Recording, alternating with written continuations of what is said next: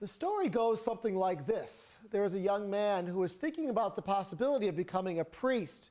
So he went to his very wise elderly pastor and he asked his wise pastor what he should do to become a priest. And the wise pastor looked at the young man and said, "You need to live in humility." That's all the wise pastor said. You need to live in humility.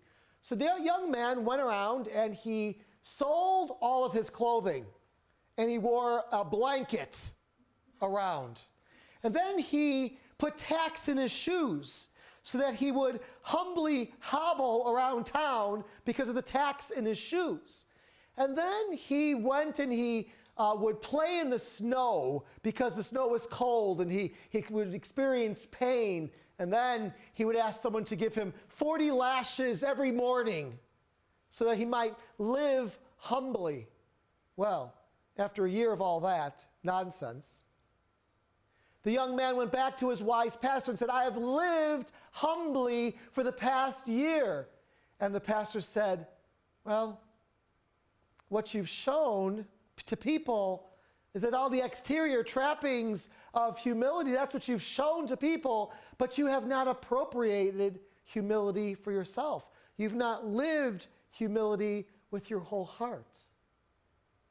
Go live humility, and we'll talk again about the priesthood."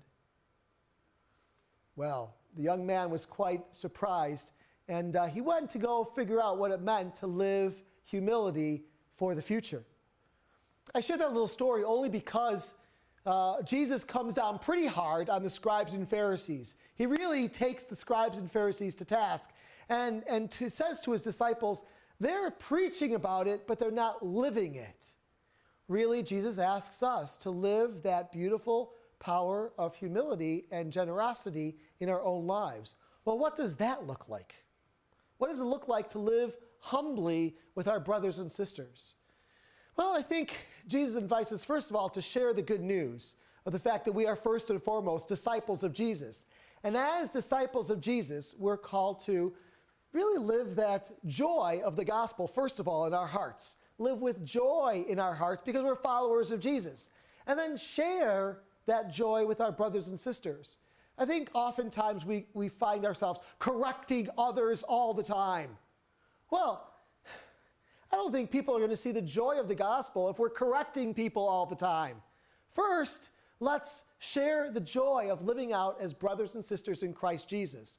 And then share our faith in Christ Jesus with our brothers and sisters. Humbly, lovingly, and with joy, share the good news that's been shared with us. And if we do so, we'll find ourselves attractive. If we do so, we'll find ourselves having other disciples joining us around the Eucharistic table in prayer and in thanksgiving. Humility, joy, kindness, and love with our brothers and sisters. That's what Jesus says is going to win the day.